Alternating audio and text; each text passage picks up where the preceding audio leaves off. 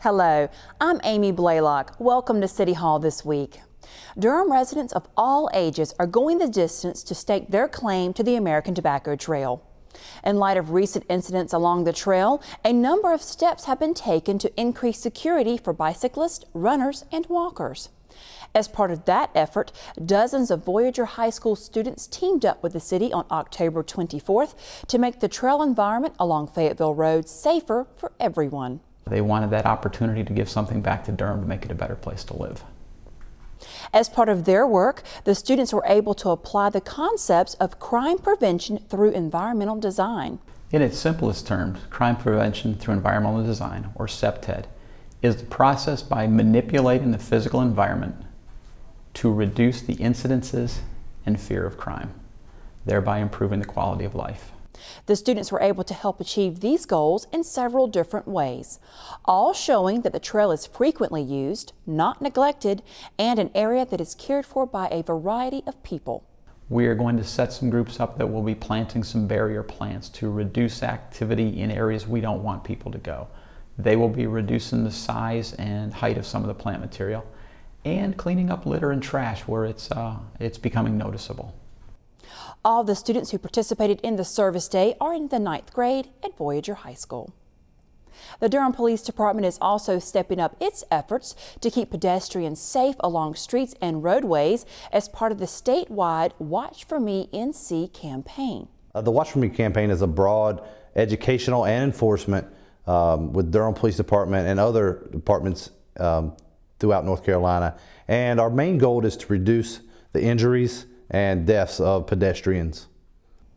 A necessary campaign according to the NCDOT, since roughly 400 pedestrian-related accidents happen in the Triangle every year.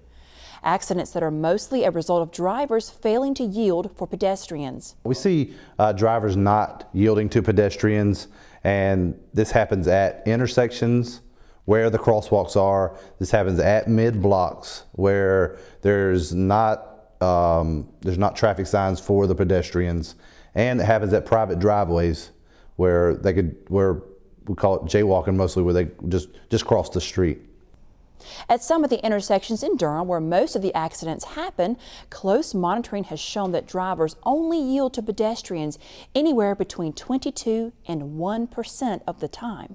The state law is that drivers must yield right away to the pedestrians in the crosswalk, and that pedestrians must use the crosswalk and not cross the street where there's not a crosswalk. Through the Watch For Me campaign, the police department is trying to make sure everyone is aware of those laws by targeting areas where accidents involving pedestrians happen most frequently.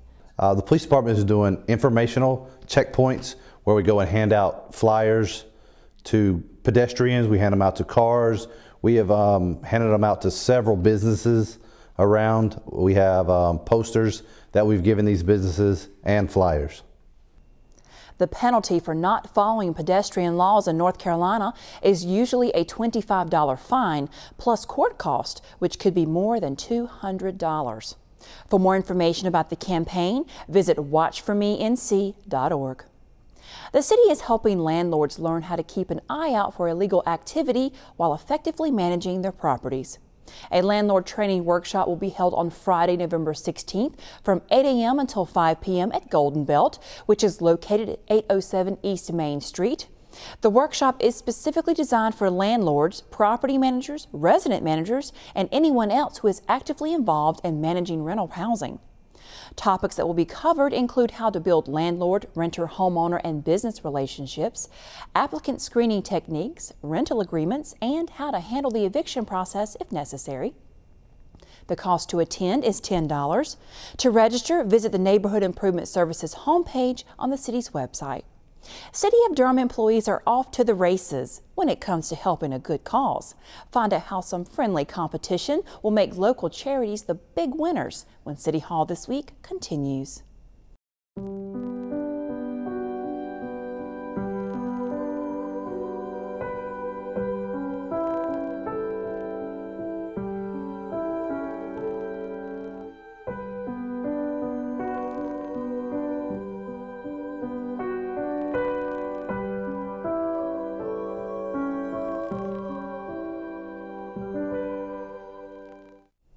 Welcome back. October is National Energy Awareness Month, and we want to share an important tip that will help you save some green while going green. Now that the weather is getting cooler, many people have turned on their heating systems. Make sure you turn down the temperature 5 to 8 degrees when you are not at home during the day and at night when you are sleeping. Because heating is often one of the major energy users in a home, for every degree you turn down your thermostat, you could save 3% on your energy bill. For more energy saving tips, visit greenerdurham.net. The City of Durham's 7 Stars Employee Giving Campaign is off and running, literally. As we'll show you in this week's We Care segment, tricycle races helped to jumpstart this year's campaign as city employees demonstrated their commitment to the charities of their choice. The 7 Stars Kickoff is an opportunity for city employees to come together and kick off the campaign, to get excited about the campaign this year, about raising money for local agencies and federations. It's a great opportunity for us to band together and show what city employees can do for our community. The best thing is it's done 2 different ways. It's done by one-time payments, or it's done by payroll deductions on a bi-weekly basis for the payroll.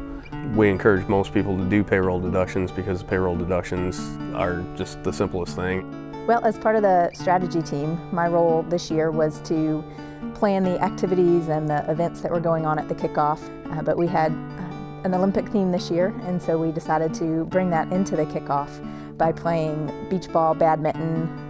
We had pool noodles out there for the pool noodle javelin throw, and then the big feature event was the tricycle race. We tried to get as many department directors or department leadership as we could together just to have a fun, exciting way to celebrate the campaign.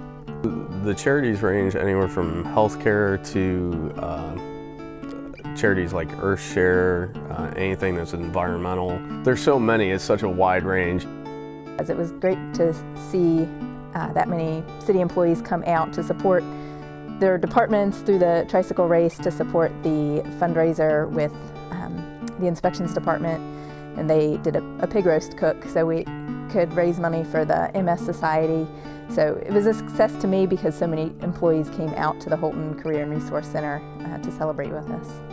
This year my responsibility is I'm one of the co-chairs for the campaign. Our strategy team consists of only about 7 people from the city and city employees. It's a great opportunity for city employees to show that we care about our community, and if you've never given before, or if you have any questions about the campaign, definitely just consider it. Talk to the liaison in your department or talk to any one of our strategy team members, and we'll be happy to answer all your questions.